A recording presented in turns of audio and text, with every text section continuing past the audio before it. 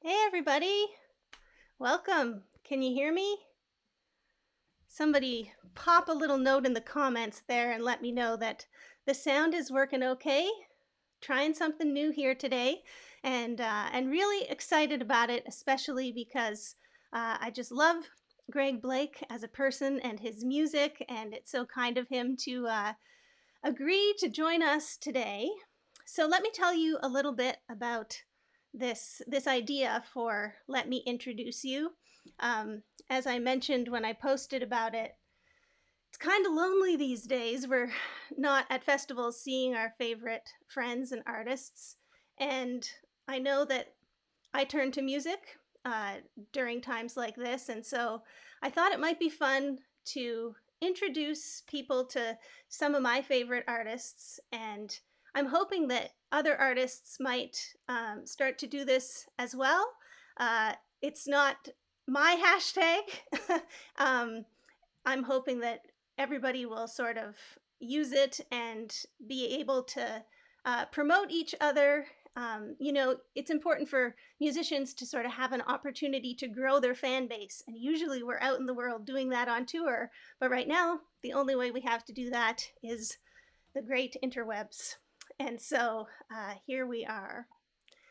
All right. Thank you guys for telling me that the sound is working. Hi, Barbara. Hey, Joe. Hey, Paul. Great to see you guys. So before we'll see how this technology works, but I think Greg is going to be able to join us by Skype. It worked before we went on live, and I'm hoping it's still going to work in a few minutes. But I'm going to introduce him by reading you a little bit of his bio that I sort of uh, stole from and arranged to what I thought you might want to know before we sort of get started here with him. And if Greg is anything like me, he's glad that he's not on screen yet because it's really awkward having your bio read in front of you when you're standing on stage. And he's a humble man, so we'll do this before we invite him on. Greg was born and raised in the mountains of West Virginia. And while growing up in his Appalachian home, he was exposed to a constant menu of country music greats on TV and on the radio. And as he was playing with his G.I. Joes and his Tonka trucks and his Hot Wheels, it seemed natural for him to be singing along. So that's what he did. And at the age of 7, he begged his grandma for a guitar so that he could learn to accompany himself as he sang. Fast forward a little bit, he graduated from high school and moved to Kansas City, where he attended Kansas City College and Bible School. And it was there that he met Tracy Barlow from Tulsa, Oklahoma. And they were married 1 week after graduation. They've now been married over 30 years and have 2 great kids, Trent and Elena. While in Kansas City, Greg started playing more and more in bands, and eventually he recorded on 12 albums, bands like the Bluegrass Missourians and the Harvest Quartet, and more. Greg's career in the ministry took him to Colorado in 2007, and a couple of years later, he met banjo ace and his son Jeff and Tristan Scruggs, also great humans and friends. He formed the band Jeff Scruggs and Colorado. Between Jeff's and Tristan's innovative and virtuosic playing and Greg's traditional yet distinctive singing, they have come with a formula for one of the most sought-after bluegrass acts both in the US and abroad. In 2015, as the band was becoming more and more in demand, Greg released his debut solo album, which I love. It's called Songs of Heart and Home. And he decided then to move from his lifelong calling as a minister to a full-time bluegrass music scene musician. He's rapidly become known as not one of festival fans' favorite acts and singers, but also his favorite fellow headlining artists, such as Del McCoury. Folks like that say he's a singer's singer. And I know that Greg's not going to be the one that tells you about his awards and nominations when he comes on, so I'm going to do it right now. Greg is Kansas State Flat Picking Champion. He was nominated for Male Vocalist of the Year, by the IBNMA, that's the International Bluegrass Music Association, and he's been nominated twice for SPIGMA's Traditional Male Vocalist of the Year, and he's won SPIGMA's Guitarist of the Year 5 times. SPIGMA is, for those of you that might not know, the Society for the Preservation of Bluegrass Music of America. So, before we meet him, I'm going to close by reading you a quote that I read about Greg, and it sort of summed up the way I felt too. It was Pete Wernick from the band Hot Rise that said this: Greg Blake has that rare gift, a way of singing that right away makes you want to listen. I like his rich tone and the way he articulates his words with care and meaning. His smooth style recalls favorite classic bluegrass singers like Mac Wiseman and Bill Harrell, and my ears feel good when he sings. So, without further ado, let's see how I do with this technology here and see if we can bring in Mr. Greg Blake. Greg? Hello. Hey, April, am I there? Welcome. Can somebody Thank you so much. pop us a little comment to let us know if you can also hear Greg right now? We'll start chatting, but wait to hear that everybody can hear Greg loud and clear as well. So, how's it in Kansas today? Well, we were blessed with a little bit of rain to cool things down this morning, Good. and yeah, it's been a hot week here already, and they're predicting even hotter temperatures by the weekend. So anywhere from low 90s to high 90s, and of course, here in the Midwest, we have that lovely thing called humidity Yeah, that you're becoming acquainted with. that's right. I was telling Greg when we hopped on that I kind of feel sticky as soon as I walk out the front door here in North Carolina right now. So, um, well, cool. So I read a little bit of your bio before you joined us, and one of the things I wanted to talk to you a little bit about. I've read people comparing you to Mac Wiseman, which must feel like an honor every single time. And I know he's one Yep. of the artists that you looked up to. Who are some of the other early influences on your music? Those people that you were listening to when you were playing with the Tonka trucks. Well, definitely, I kind of cut my teeth, April, on what I like to call classical country music. And that would be like the country music of the 50s and 60s, Yeah. particularly. So some of my big heroes were Johnny Cash, Buck Owens, Lefty Frizzell, Jim Reeves, Charlie Pride, and Merle Haggard, of course, George Jones. Yeah, all of those. And Oh, so I just, I just, just sang along and kind of just leaned towards that type of music until I was introduced to bluegrass. right. So I know you got that first guitar when you were 7. And Hmm. in addition to all of these, well known names, I'm wondering if there was somebody local where you grew up that, was able to show you a few things or that you looked up to, people that we might not have heard of, but you might have a story to share about. Oh yeah, absolutely. There was a gentleman there that was very good friends with my grandmother and my grandfather, in whose home, of course, I grew up. And the he was also what he did on the side. My grandfather was an auto mechanic, Okay. and so this gentleman also worked with him there in the local garage. And but one of the things he did, he volunteered in the community, was that number one, he drove the Sunday school bus to the local church, and so and that's I went to Sunday school on Sunday mornings. But then what he did is he started offering free guitar lessons to the kids of the community Cool. there at the church. And so yeah, so I when I heard about that, I definitely went to that because he would just take the bus around and pick up kids and bring them. Right. And um, And so, but after after the first lesson, he said, well, really, you don't need to be here. He said, but I'll come in. I said, I'll come by if it's okay with you and it's okay with your folks. I'll stop in, maybe once or twice a month and see how you're doing and show you a couple of things. Wow. And yeah, and that was pretty cool. And he did that for probably about a year. And then I met another family. Uh,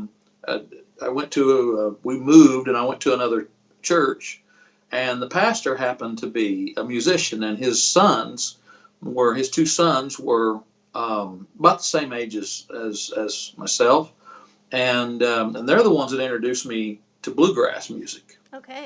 And yeah, and so I kind of really ramped up in learning how to pick, and then also just learning a lot about bluegrass music through them.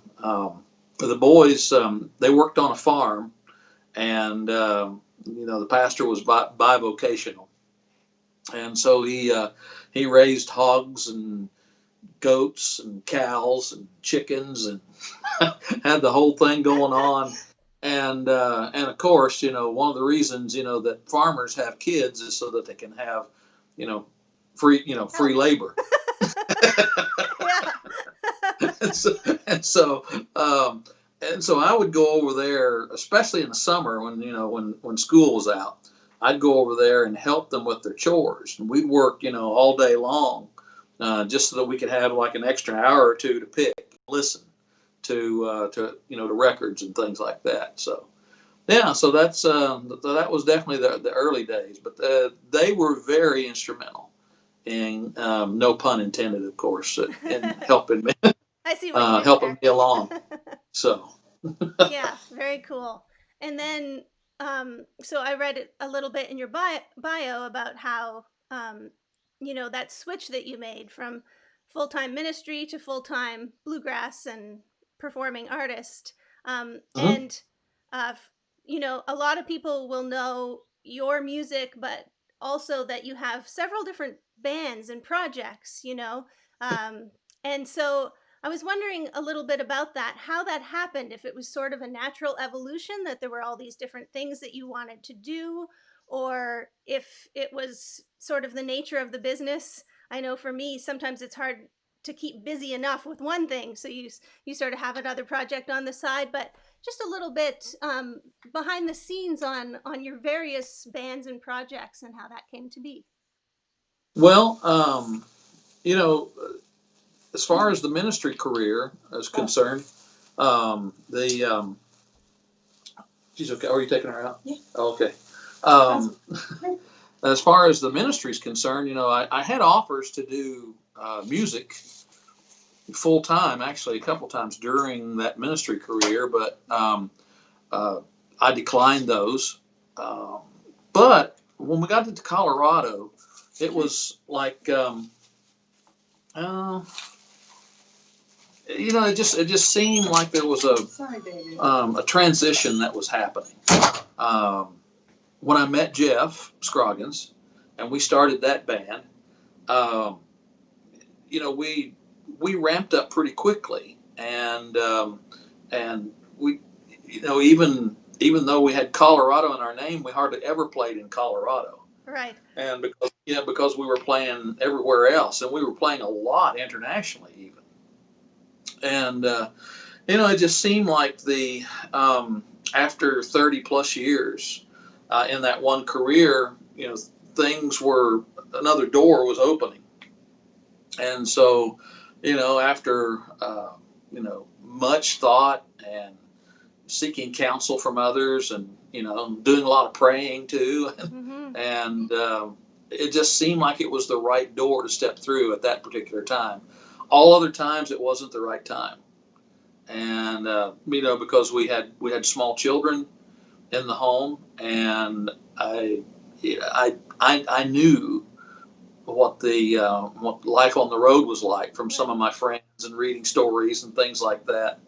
And so I didn't want to be an absentee, husband and father. Yeah. And so it's almost like I feel like I got a second chance to do this full time later in life. And as far as I know, I'm trying to find some wood to knock on. As far as I know, I'm still pretty healthy. Yeah, thank you. I'm still pretty healthy and healthy enough. Although, being out on the road in your mid 50s, I can see why, it's easier on these 20 somethings. Yeah, I know I'm in my 40s now and I'm thinking the same thing already. Whew. But yeah, but then as and then kind of as just things continue to progress with Jeff Scruggs in Colorado, we were all kind of doing different things while we still concentrated on that project in common. That's just how things happen. And some out of necessity. Yeah, I did started another band, just to do things to fill the calendar. Yep. But then also just to have a little change of pace and do a little something different. And then when I did the solo project that you mentioned, Songs of Heart and Home, um, that kind of I guess that kind of put me in the position more of almost like a band leader. Right. And so that band got some requests to do some touring, and did a really cool tour, like a 3-week tour of Ireland a couple of years back. And that was really cool, making music with on a nightly basis with Mark Schatz and Blaine Sprouse, John Reichman, Sally Van Meter, Yeah. and yeah, and so that was a really cool band. Yeah, that's cool. So, And I know that I was trying to remember where we first met, and I couldn't really remember our first meeting, but I know that I got to know you better when we both taught at the Montana Fiddle Camp. yeah, I have a lot of fond memories of that, and we have a mutual friend in Isaac Callender, yeah, who used to play in my band and plays in your band. What's the name yep. of that project that Isaac's part of? That project is called Greg Blake and Real Country. Right. Okay. Yeah. Yeah, and the idea behind that was, of course, I love to sing a country song, and I love classic country, as I mentioned earlier. And so, what we wanted to do was that we wanted to be able to not only just play some straight up, straight ahead bluegrass, Hmm. but I wanted to have band members also that could make that shift. And just in case that there was a promoter or a venue that it would be kosher to do it like a full set Yeah. of traditional classic country music, then we'd be prepared to do that.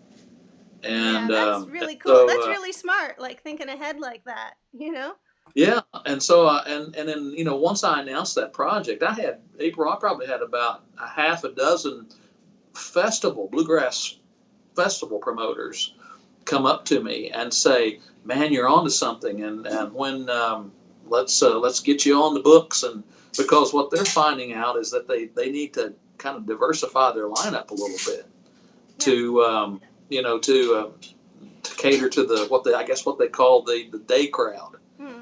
and people from within a few mile radius who drive in just for the day, and they're not necessarily wanting just a steady diet of the same type of bluegrass band. Right. Well, and You the know, two are so closely related. I mean, it's the same era. It's not like we're talking about today's country music. We're talking about old classic country that was played at the same time that bluegrass was being well, played at absolutely. first. Yeah. Yeah, absolutely. And and at one particular time in the initial stages, um, there was really no demarcation. It was just all called country music, Right. and various artists just had their different take on it. Yeah. Bill Monroe had his particular take on country music That's right. until some newspaper editor started calling it, bluegrass music after the name of his band. Yeah. So yeah, and Reno and Smiley, they had their own brand of country music. And matter of fact, I was doing a little research on Reno and Smiley. I'm getting ready to do another album, and so I always like to look for obscure material Yeah. that's not worn out. Yep. and so I was just looking through some old Reno and Smiley stuff, and I must have come across at least 5 of their different albums of theirs that had both country and bluegrass in the title Huh. of their older albums. So Yeah. yeah, For some reason, we always feel the need to label things at some point, but when you take the labels away, sometimes it just makes a whole lot more sense in your head, you know? yeah, Um, exactly. so, But I don't know. yeah. I don't know how much. I don't know how much we're going to be doing with the Real Country Band because of the lockdown and the COVID thing Right. that's going on. Half of that band happens to be Canadian, Okay. Yeah. and So until the border opens. yeah, Yeah. exactly. Yeah. Yeah.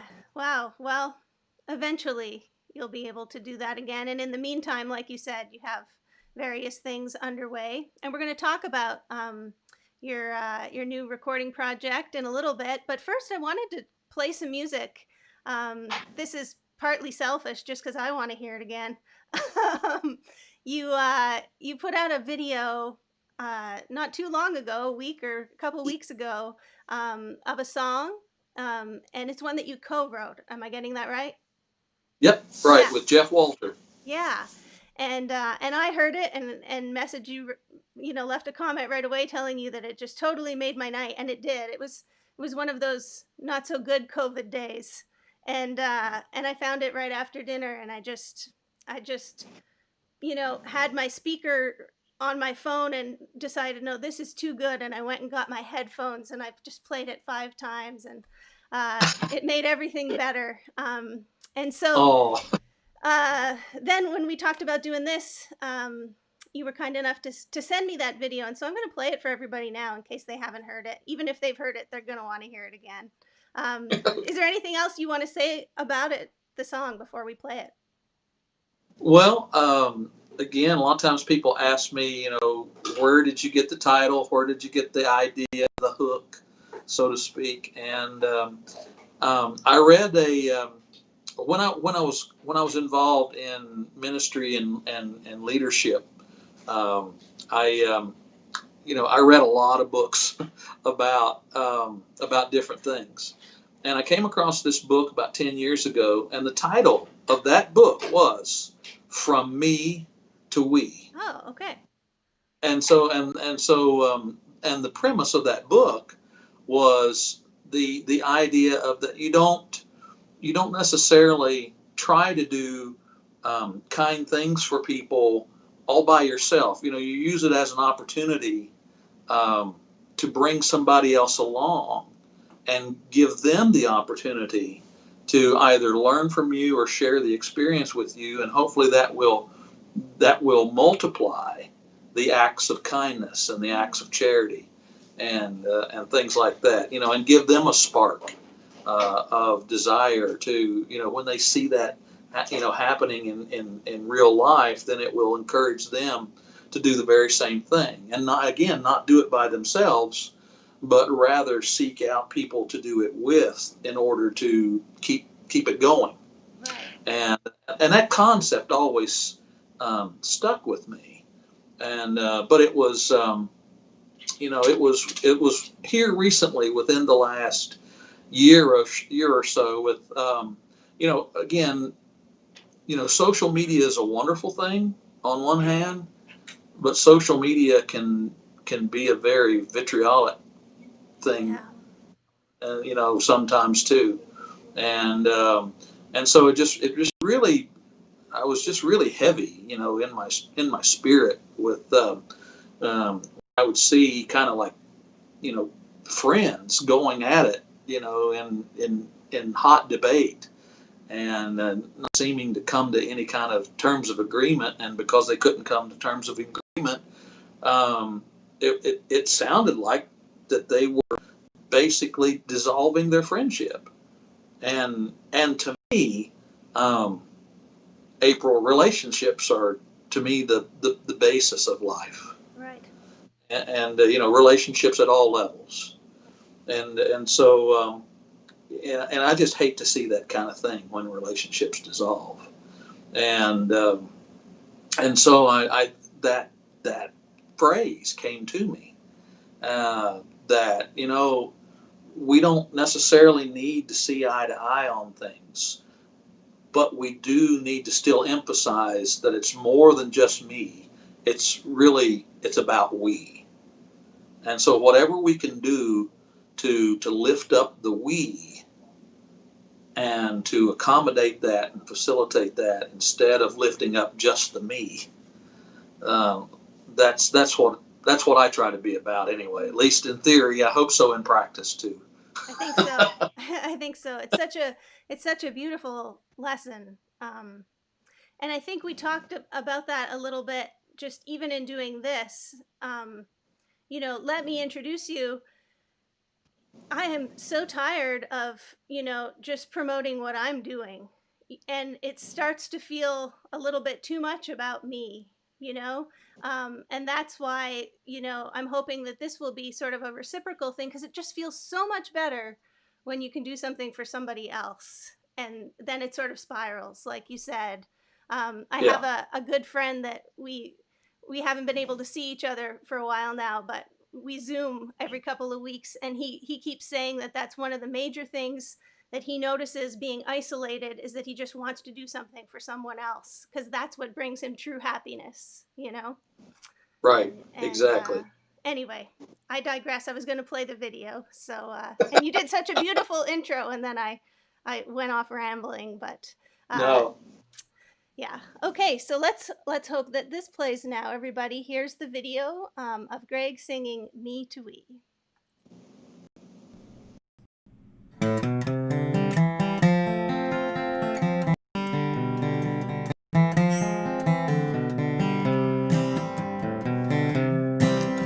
Well, the news comes on the TV with opinions close behind. Before too long, we're arguing about who's lost their mind. Talking without listening, both convinced we're right. Lately, it seems like anything, just another reason to fight. How did we get to where we are?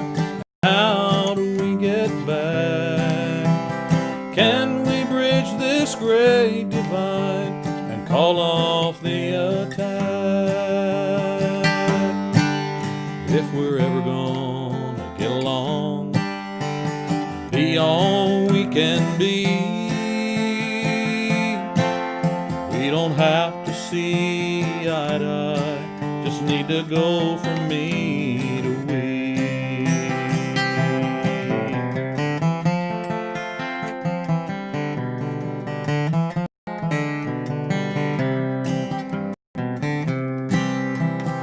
All across this great big world, battle lines are being drawn, more concerned with right and left than with right and wrong.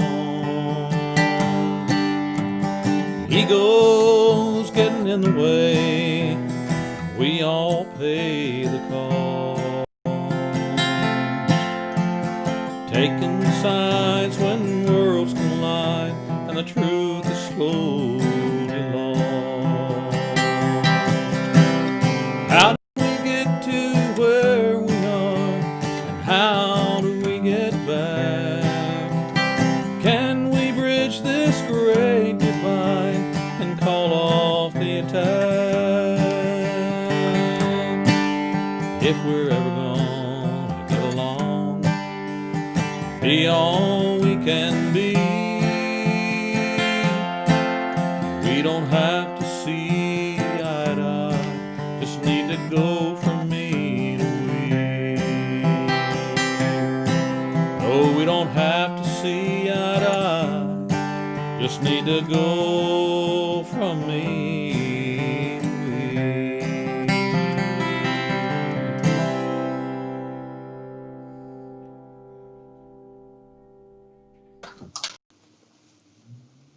Oh, I love it so much. Thank you. Oh, thank you, April. So, you co-wrote that song, and you've been doing a lot more writing lately, right? And plan to? Yeah, yeah, that's kind of the other transition I think that I'm going through right now, Yep. and and that is, I've always considered myself, a singer of somebody else's songs, Hmm. and I was okay with that. A matter There's of a fact, lot I of great love ones doing. out there. Yeah, yeah. There's so many great songs out there and so little time, to sing them all. And so, and that's kind of the way that I pay tribute to, an artist is number one, uh, doing their song, highlighting their artistry and their creativity, and their mastery of what they're doing, Right. and try to make it, of course, pay it homage and allegiance to it by being very accurate, and replicating it. But at the same time, as yourself being an artist, you still have to have, a little touch of distinctiveness Yeah. in there. Otherwise, people won't call you; they'll call everybody else. Which, and got to stay from me to we here. I know it's still all about we, but um, but no, you still got to make it your own. Yeah. You like to kind of put your own little spin on it without without decimating the original version, or the original intent, or whatever we'd want to how we want to Right. communicate that. But yeah, but I noticed as I get more involved in this music industry that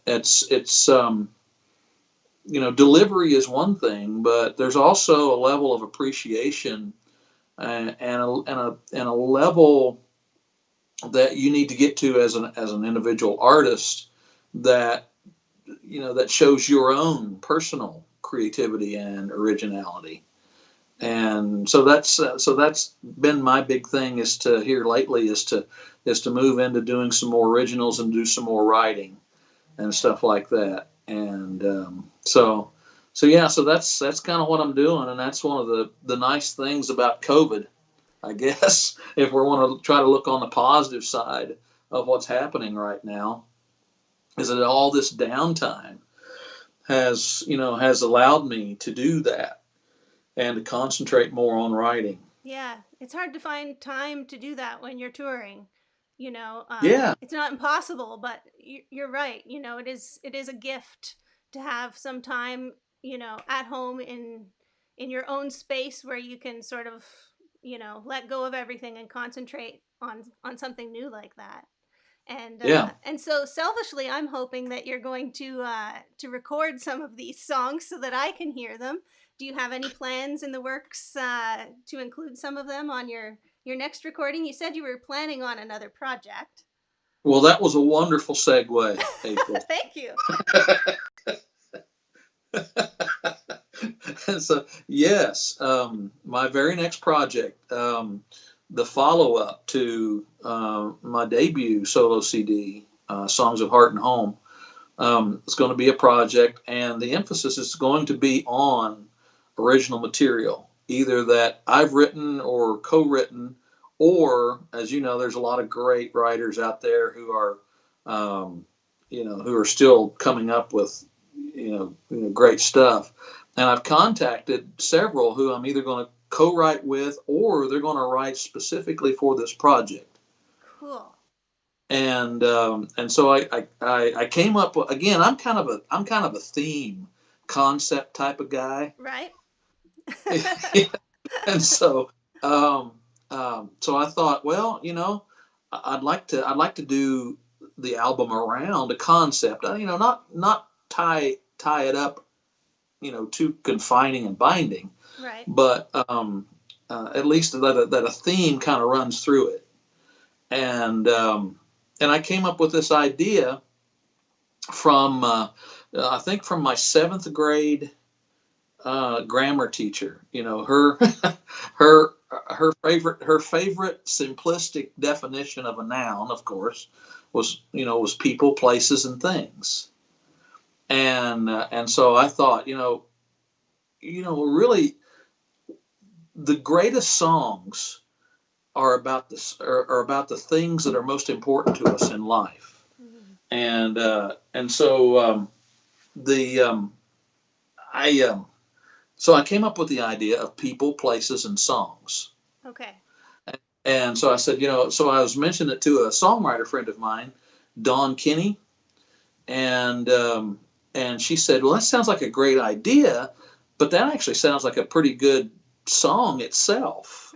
Yeah. And because that just those three words just kind of sing themselves. And so she said, let me think about that a little bit, and I'm going to get back to you. And so, I mean, it was less than 24 hours. She had like 3 pages Wow. of thoughts, about, and she just kind of divided each page.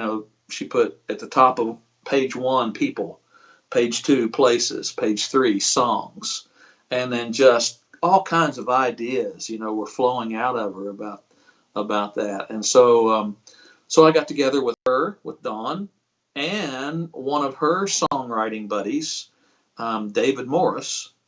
And so the three of us co-wrote the title track for this new project called People, Places, and Songs.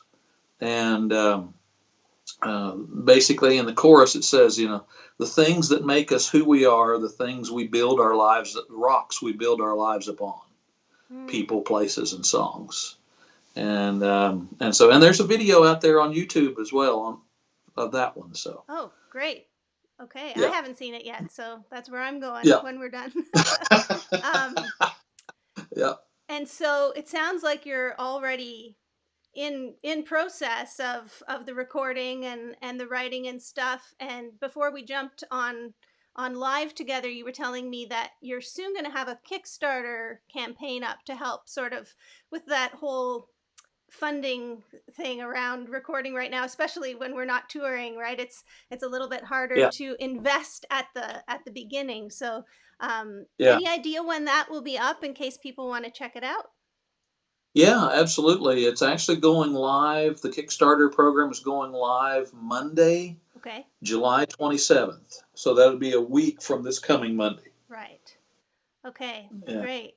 So, Yeah, we'll check it out. And just in case folks are watching that aren't familiar with Kickstarter, I'm certainly not an expert. I haven't done one yet, but um, it's kind of a cool way because instead of just asking people to donate money so you can record, they're actually getting something in return, right? There's different levels. yeah, You can pre-order the album, which helps you mix and master and get it together, but then when it's ready, people just get that in return. And so yeah. it's a really amazing way to be able to help each other.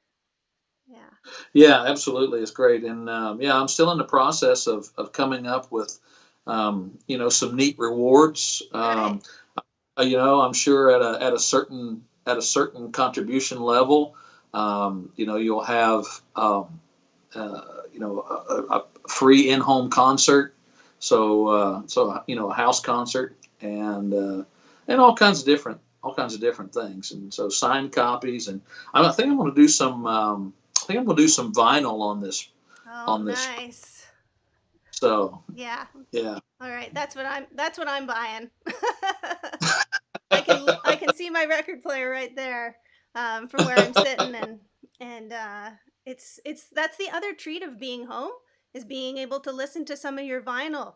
Like I never have time between tours to, like, you're unpacking or whatever, and you got to leave again in 2 days, so you're just turning on your Bose speaker or whatever. But now that I've been home, I've actually been enjoying my record collection a little bit. So I Well, will. that's a nice gift to yourself. It is. It is. Um, okay, so I just want to let everybody know where to follow you. Um, Oh, okay. and at Greg Blake Music is the tag, the handle that you're looking for. If you want to follow Greg on Facebook, Instagram, and YouTube, those three are all the same. And Twitter, you're flat pickin' preacher. Um, Yeah, exactly. and if you're not sure how to spell that, you can go to at April Virch and look at today's tweet that I put, and then you can just click on that and follow him from there. But it's super helpful for everybody. Everyone has been so generous and kind in reaching out to us. I know it's probably the same for you, saying, "How can I help?"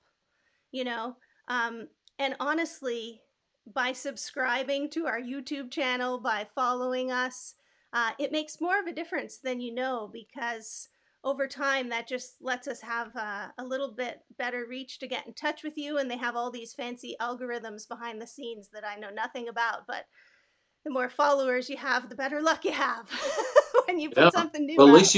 at least you can say that word, better than I can say it. I doubt it, but you're very kind. Um, is there anything else that you want to share before we wrap things up? Oh, I know.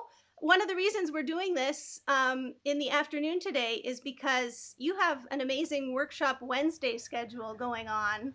Why don't Oh you yeah. tell us about that? Because people could actually still sign up for that tonight.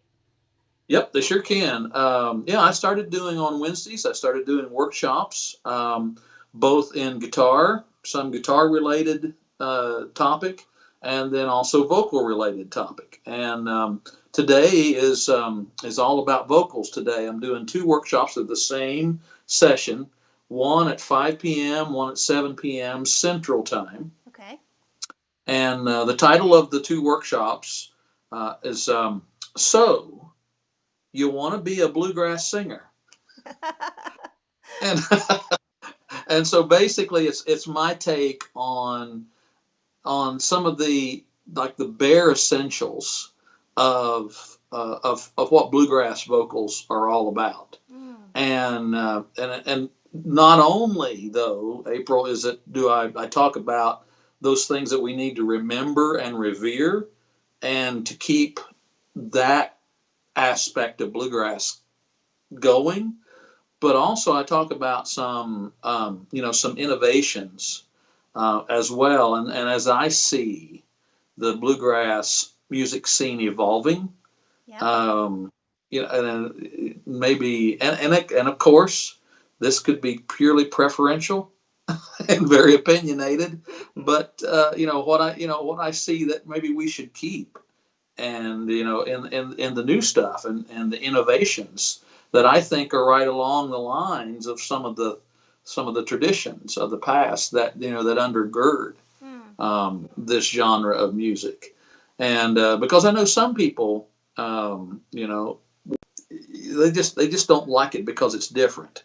right. And but if there's a look back to the traditions and just trying to innovate and trying to look at what it takes to grab some more audience and a different kind of audience, then I kind of see that that's what the founders did, Right. actually. Yeah, they had to. So Yeah. yes. Yeah, yeah, exactly. Huh. And so, yeah, tradition is always, it always had to be innovation at some point. That's And right. so, and then later on it became tradition. Well put. But yeah. So yeah, so that's what this is. It's not the workshops, of course, since they're over Zoom, they're not as interactive Yeah. as it would be, if we were at a festival, or if we were at a camp or something like that. But there is a discussion guide, and there's things for you to do after the workshop and after the discussion, Hmm. and then also, if you want to, if anybody wants to get together later on for vocal coaching or guitar lessons or anything like that on an ongoing basis, then we can do that. So, Yeah, that's but great. Yeah. You But is it anyway, so thank you so much for oh giving me the opportunity to plug that. yeah, no. I was just gonna ask, is it always Wednesdays or do you have other days that things sometimes come out for workshops?